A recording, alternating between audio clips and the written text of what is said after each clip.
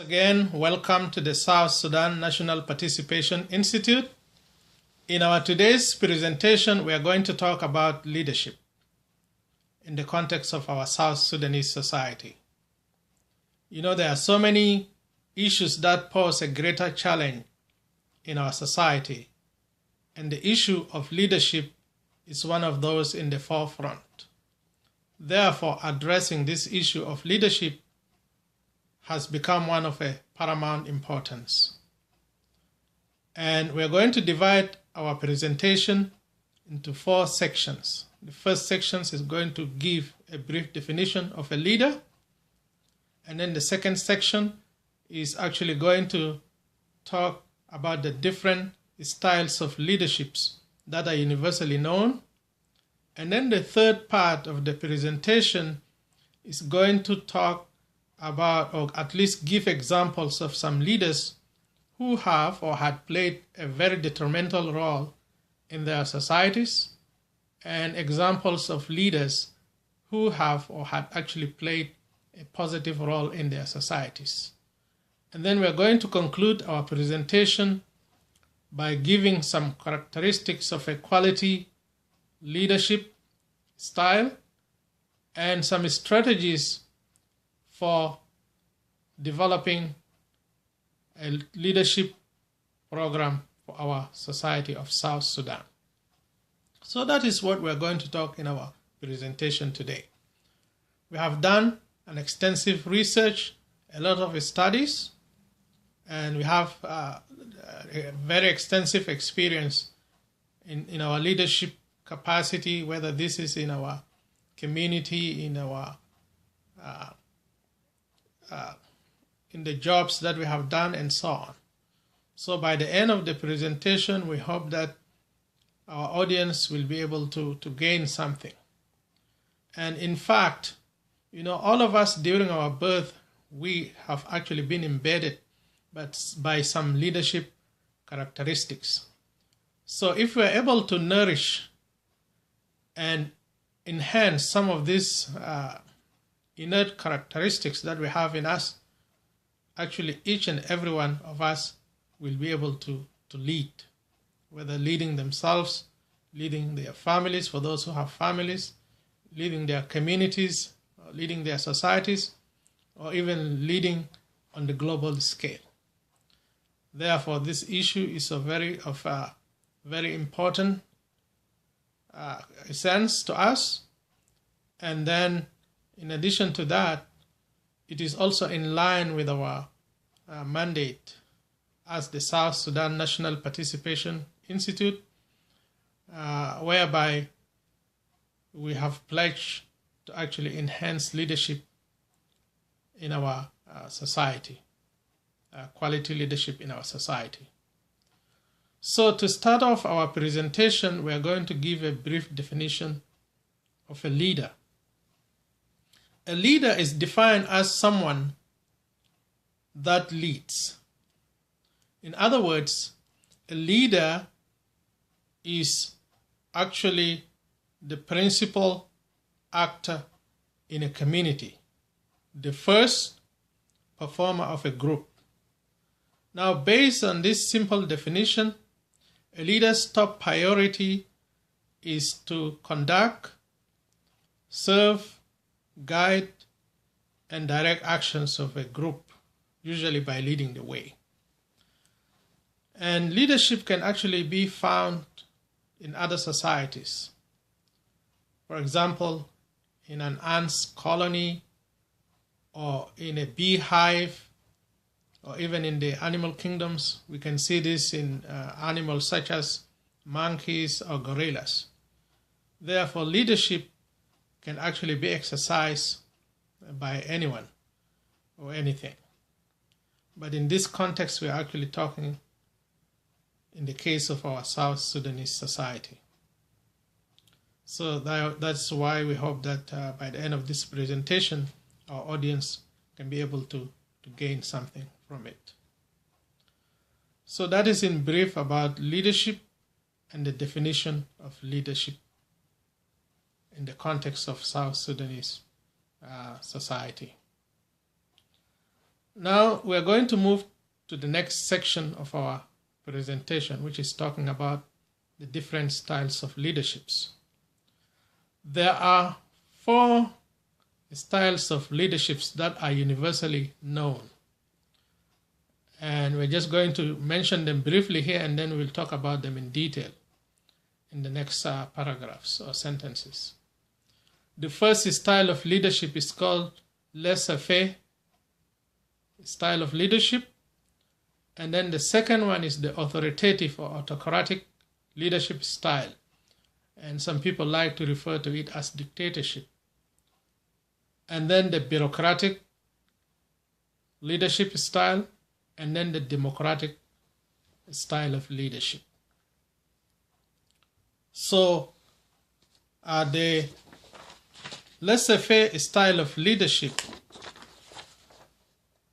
this one actually literally means to allow to act.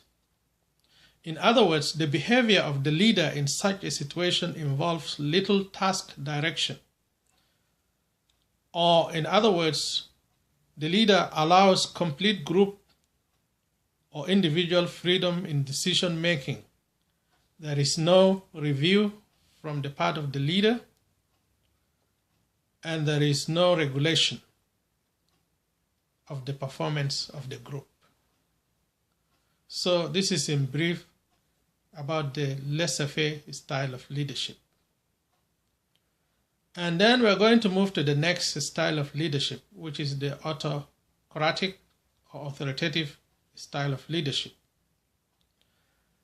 This style of leadership implies that there is a high degree of direction from the leader and a minimum or no participation in planning and control on the part of the people who are being led or the subordinates.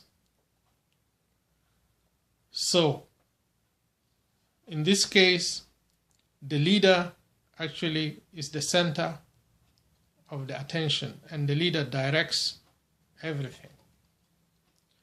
And then the third style of leadership, which is called the bureaucratic leadership, and this is simply a style of leadership that is exercised in governmental departments or in organizations where there are rules and regulations that are set.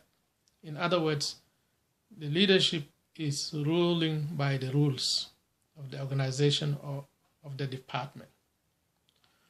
And then the last style of leadership that we're going to talk about here is the democratic style of leadership.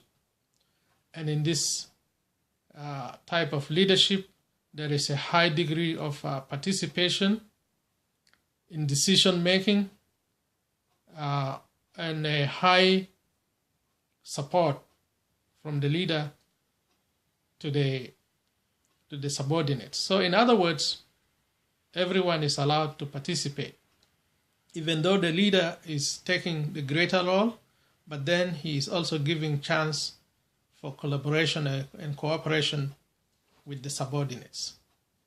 So this is the democratic style of leadership. Now we're going to move into some of the detrimental effects of each style of leadership. Usually with the laissez-faire style of leadership,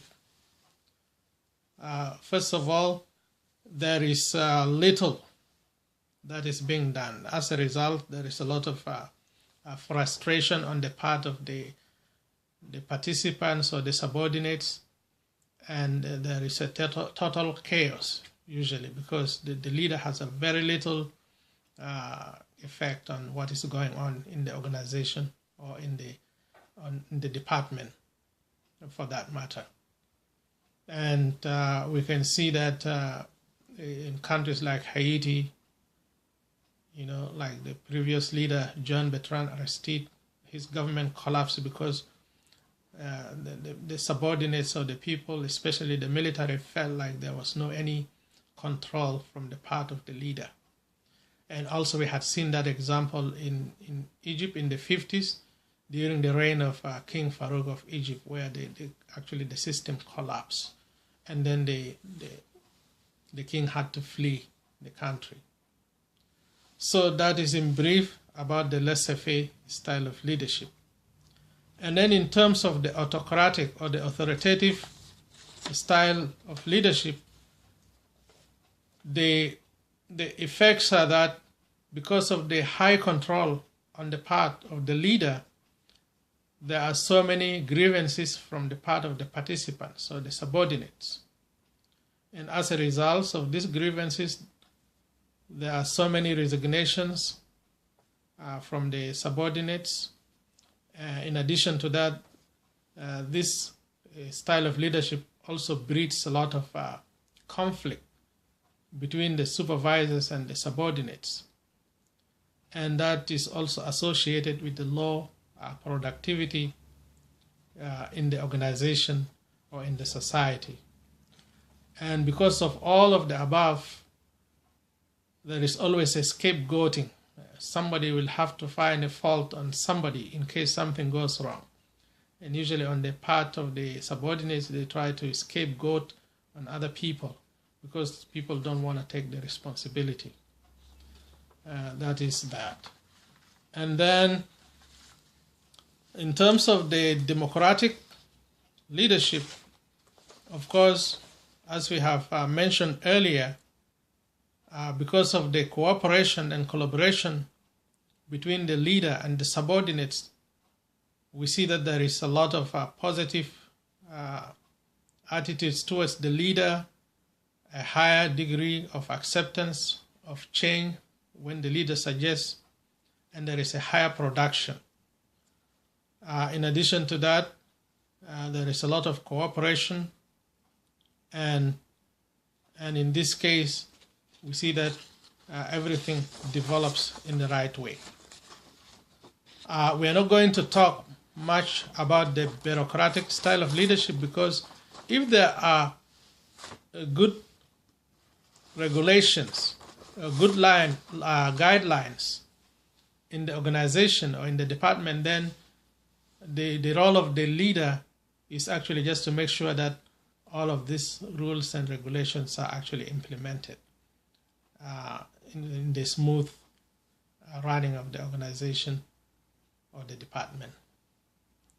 And I had already alluded to some leaders who had actually played a very detrimental effect in their societies. I'm going to move now to some of the leaders that have actually or have played a positive role in their societies. Some of the examples that come to mind are people like President Lyndon Johnson of the United States of America. He's the one who actually followed in the footsteps of the president who was assassinated, J.F. Kennedy. He introduced the Bill of Rights. He was able to give a lot of freedom to people who had been discriminated against. And he was able to achieve a lot of things for his country. Other people like President Reagan also, who had a very strong leadership style and a good vision for the country. And it's actually during his time that is when the former Soviet Union was dismantled. And then you find people like Gandhi of India, President Nelson Mandela of South Africa, who was able to reconcile the conflicting communities in South Africa for the benefit of the country. And there are so many other leaders along that line. We'll find in Canada people like Prime Minister Pierre Elliott Trudeau, and even in the Gulf countries you'll find someone like Sheikh Zayed Ibn Sultan Al Nahyan, a person who had a vision for the United Arab Emirates. You know, he put his vision for health and education for that country even before the oil was discovered in that country. And after the oil was discovered, he was able to use the revenue from the oil to propel the growth in his country in those things that he had already, planned before the discovery of the oil. And in terms of the autocratic or authoritative styles of leadership, there are so many examples that we can draw from. Let's say Saddam Hussein in Iraq, Mobutu, and there are so many others like those in our world today. And from that, we are going to move to the next section of our presentation, which is about the characteristics of a quality leader or leadership. You know, in order for a leader to produce quality style in his leadership or her leadership, there are three important core values that the leader must demonstrate. The first one is values and ethics, and then the second one is vision, and then the third one is management. And each category has a cluster of characteristics that fall under.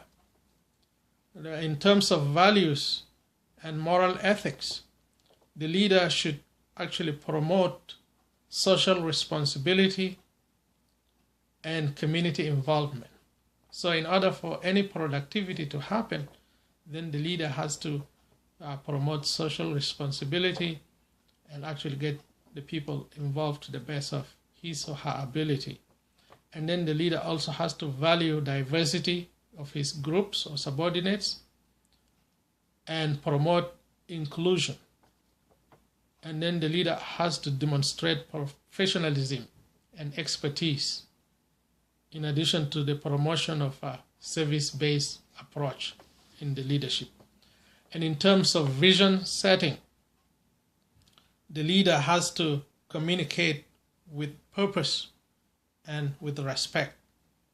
And the leader has to be an inspirational figure in terms of inspiring his group members and the participants or the subordinates. And the leader has to encourage innovation and thoughtfulness and so on. In addition to that, of course, the leader is expected to lead by showing some good examples. And in terms of management, the leader has to develop and execute strategic plans so that quality results can be obtained. And then the leader will be able to manage the resources of the society or the community or the country very well, so that at least the resources are not wasted. And then the leader also actually have to be a learner. The leader will learn from the members of the community or from other good examples that are available in their disposal. And that is briefly about some of the characteristics of a quality leadership. Now we're going to move towards some suggestions for developing good and quality leadership in our societies.